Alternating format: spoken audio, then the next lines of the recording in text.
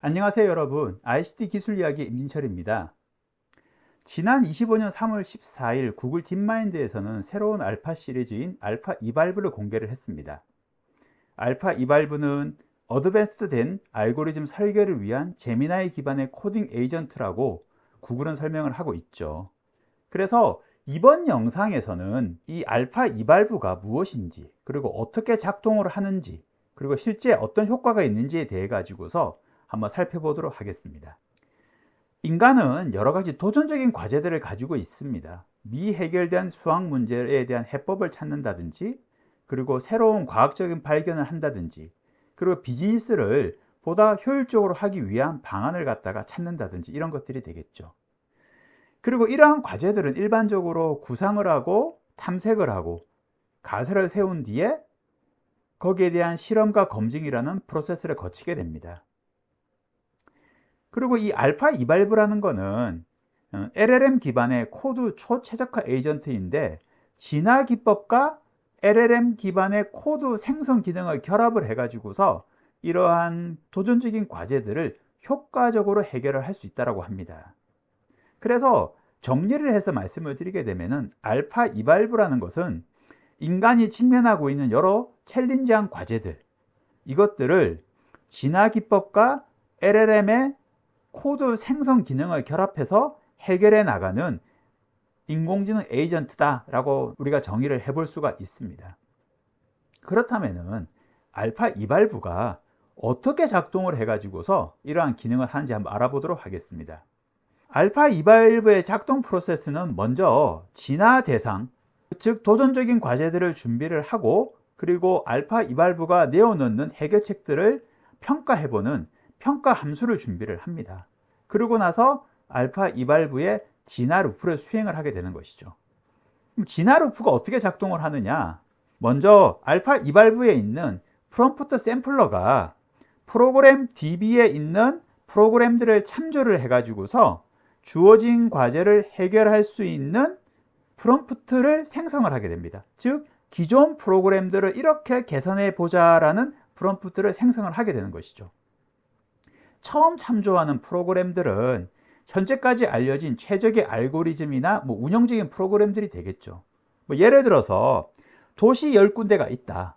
이 10군데를 탐색을 하는 최적 경로를 찾는 것이 과제다라고 하게 되면은 처음 참조하는 프로그램은 현재 사용되고 있는 최적 경로 탐색 알고리즘이 되겠죠. 근데 알파 이발브가 그것을 참조해 가지고서 이렇게 개선을 해보자 라는 프롬프트를 만들어내게 된다는 겁니다. 그러면 이렇게 프롬프트가 만들어졌습니다. 이것을 기반으로 해서 LLM이 무엇을 하느냐, 코드를 변경을 해 가지고서 새로운 프로그램을 생성을 하고 제안을 하게 되는 것이죠. 그 후에 아까 말씀드렸던 준비된 평가 함수, 평가 메커니즘을 통해 가지고서 LLM이 만든 프로그램을 실행을 해 가지고서 평가를 하게 됩니다. 그리고 점수를 부여하게 되죠.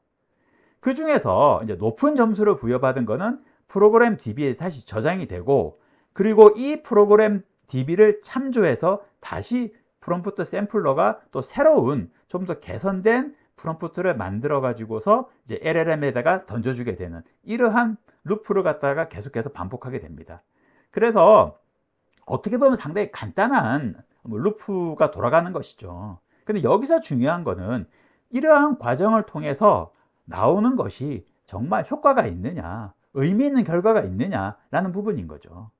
그래서 구글에서는 알파 이발브를 통해 가지고서 실제 해봤던 프로젝트 사례를 발표를 같이 했었습니다. 먼저 구글 데이터 센터의 자원 할당 관리 시스템 사례입니다. 여기서 해결해야 될 과제는 데이터 센터 머신 클러스터의 프로그램 실행 작업을 어떻게 할당할 것인가 라는 부분인 거죠.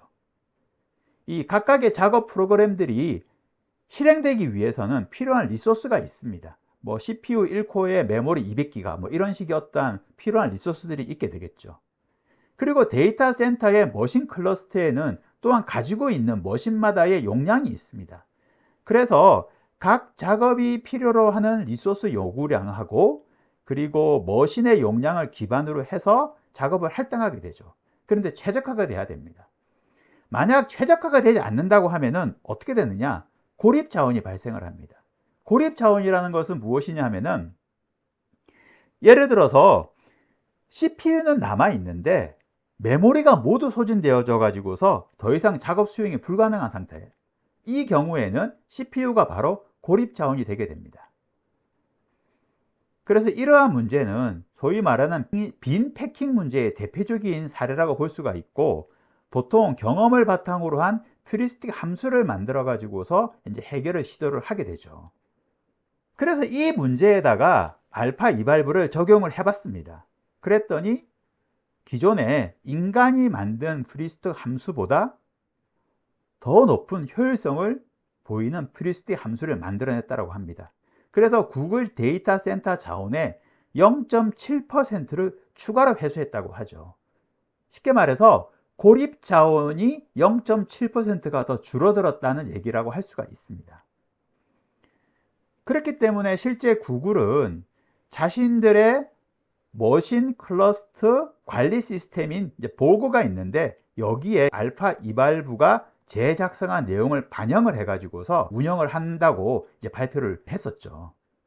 두 번째 사례는 제미나이 커널 엔지니어링 문제입니다. 이제 구글 LLM인 제미나이 같은 경우에는 모델 훈련에 많은 컴퓨팅 자원이 필요하죠. 그래서 컴퓨팅 자원 최적화를 위해 가지고서 맞춤형 커널 작성이 필요합니다. 그런데 이 커널 최적화의 가장 중요한 요소가 뭐냐 하면은 행렬, 곱셈, 연산에 대한 타일링 전략이에요. 그러면은 행렬, 곱셈, 연산에 대한 타일링 전략이 뭐냐? 인공지능 학습에서는 필요한 데이터도 많고, 그리고 이 데이터를 기반으로 해가지고서 행렬, 곱셈을 하게 되는데 많은 연산 처리가 일어나게 되죠. 그런데 이 데이터가 너무 많기 때문에 한 번에 CPU나 GPU 캐시에 올릴 수가 없습니다. 그래서 작은 블록 단위, 즉 타일 단위로 쪼개어 가지고서 캐시에 올려 가지고서 연산을 처리하고 다시 저장을 하고, 이러한 과정을 반복하게 되죠. 그렇기 때문에 타일을 어떻게 나누냐에 따라서 연산 처리 성능에 상당히 큰 영향을 주게 됩니다. 그래서 타일링을 최적화하기 위해서 많은 노력들을 하는데 사실 쉽지는 않습니다. 그래서 이 문제를 또한 알파 이발브에다가 구글에서는 적용을 해본 거예요. 그랬더니 전문가 설계보다 평균 23% 정도의 커널 속도가 향상이 됐다고 합니다. 그렇기 때문에 커널 속도 향상으로 인해 가지고서 제미나이 모델의 훈련 시간이 한 1% 정도가 단축되었다고 하죠. 그래서 훈련 시간이 1%가 단축됐다는 거는 그만큼 컴퓨팅 자원을 안 썼다는 거니까 아무래도 비용적인 측면에서도 더욱더 세이브가 될 수 있었다, 이렇게 볼 수가 있겠죠. 세 번째가 미해결 수학 문제에 특화된 탐색 알고리즘 찾기입니다. 수학이라는 거는 어떤 기준에 따라 가지고서 최적 또는 준최적화된 객체를 발견하는 게 아주 중요하죠. 예를 들어서 일정 공간이 있는데 이 공간에 동일한 원을 배치를 하는데 어떻게 해야 최대한 많이 배치할 것인가? 그리고 전체 100명의 사람이 있는데 4명을 한 개조로 한다. 단 동일한 부서는 배제해야 된다고 했을 때에는 어떻게 조 구성을 하는 것이 최선인가? 이런 것들이 되겠죠. 그래서 알파 이발브에다가 한 50개 이상의 문제를 선별해 가지고서 너가 한번 풀어봐 라고 이제 던져준 거예요. 그랬더니 전체 문제의 75% 정도를 현재까지 알려진 최고 수준의 구성으로서 재발견을 하게 된 것이죠. 즉 인간이 만들어낸 최적화 수준과 거의 유사한 정도의 수준으로 재발견을 이루어냈다라고 볼 수가 있고, 그리고 25% 정도는 현재보다 더 뛰어난 해결책을 찾아냈다고 합니다.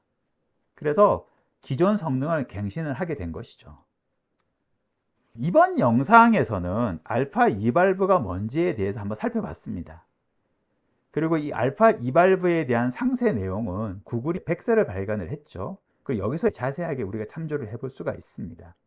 그리고 이 화이트 페이퍼에 서문에는 이런 내용이 있습니다. 4 곱하기 4 복소수 행렬의 곱셈 연산에서 기본적인 연산 처리를 하기 위해서는 64번의 연산이 필요합니다. 그런데 알파 2발브는 48번의 스칼라 연산으로 처리 가능한 방법을 찾아냈죠. 그런데 이것처럼 보다 효율적인 행렬 연산을 찾아낸 게 스트라스덴 알고리즘 이후로 56년 만에 처음이라고 합니다. 그러면서 구글의 딥마인드는 이러한 알파 2발브 같은 인공지능이 수학과 과학 분야에서 정말 영향력 있는 개선의 방안을 앞으로도 계속 찾아내게 될 것이다 라고 예측을 하고 있습니다. 저도 사실은 이 화이트 페이퍼를 꼼꼼하게 살펴보기 전까지는 뭐 그럴까라고 했었는데 내용을 살펴보면서 상당히 공감이 가는 그러한 글들이었습니다. 오늘 영상은 여기까지고요. 저는 또 다음에는 또 다른 주제로 찾아뵙도록 하겠습니다. 지금까지 ICT 기술 이야기의 임진철이었습니다. 감사합니다.